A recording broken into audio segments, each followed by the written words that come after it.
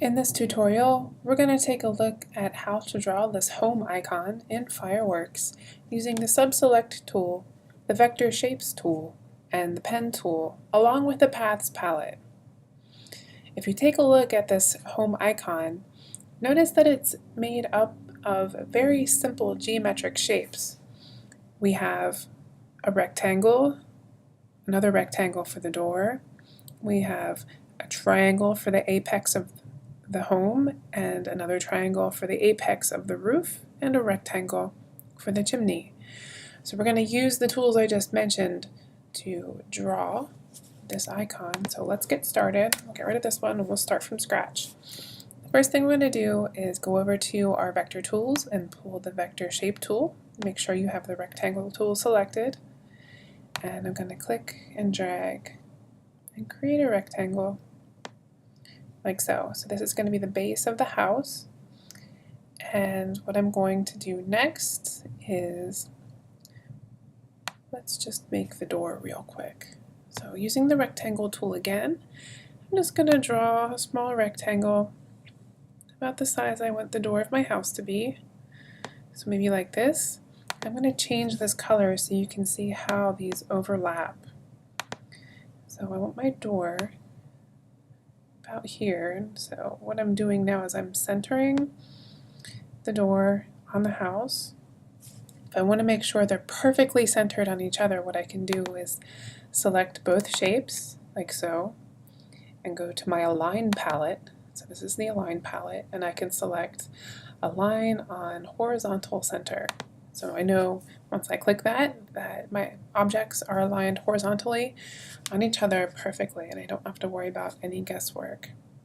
So I'm going to go back to my Paths palette, and what I want to do is I just want to knock out the dark of what's covered by the light rectangle, but I want it knocked out of the dark rectangle behind it, and I'm going to use the Punch Paths tool to do this. So it's like a cookie cutter. Everything that's covered up by the light rectangle is going to be knocked out. So let me just here. The Punch Paths tool is here in the center of the Combined Paths tools. I'm just going to click it, and you can see what happens is it subtracts everything that was overlapping. So now we have the base of our house with a door. The next thing we need is the apex of the house here. So I'm going to go back to my vector tools and select my Polygon tool. And this time I want to draw a triangle. So with this tool selected, I'm going to go down into my Properties panel and make sure that the number of sides for this polygon is set to 3. That's going to let me draw my triangle. So I'm going to draw a triangle about as wide as my house, and as close to as wide as I can get it. We can adjust it here in a second. So there we go. Looks a little bit off, but that's okay. I selected my pointer tool, and what I'm going to do is I'm going to line up one side of my triangle with the side of my house, and then I'm going to switch to my scale tool and just grab a corner and hold down my shift key and scale it down so that the left and right sides both meet the left and right sides of the rectangle. Holding down the shift key lets you scale your shapes proportionally.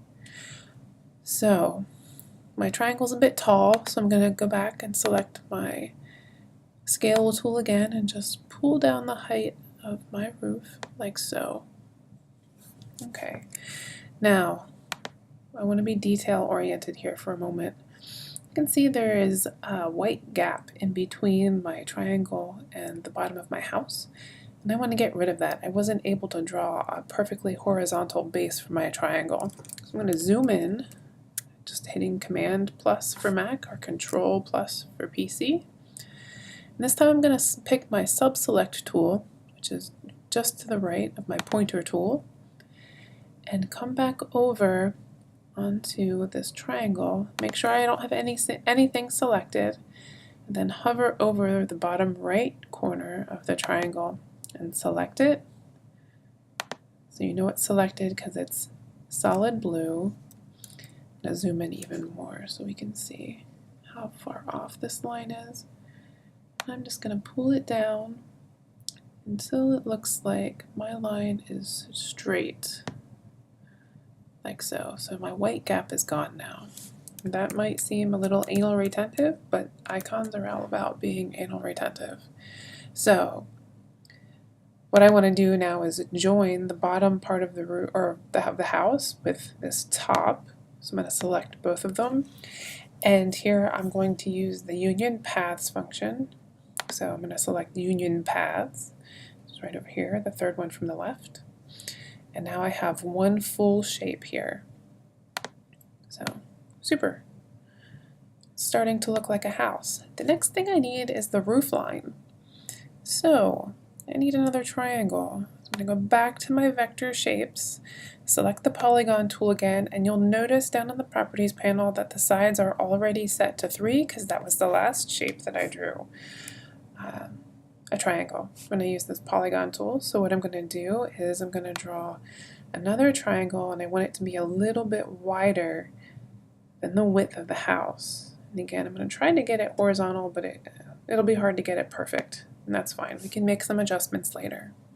So I have this roof here, and I'm going to line up this angle here where the base of the house meets the triangle on top of it. I'm going to line up my roof about there as well and make sure everything is aligned on the horizontal center. So I'm going to go select everything on the workspace, go back to my Align palette, select Align Horizontal Center, like so. And now everything should be centered. I'm going to change to my Scale tool and bring the apex of the house down a little bit because I want it to match the existing angle, just be a little bit larger. So what I'm going to do is I'm going to select with my pointer tool this triangle and then control click or command click, whatever works for your operating system. And then I'm going to arrange that triangle so it's all the way to the back. So send to back.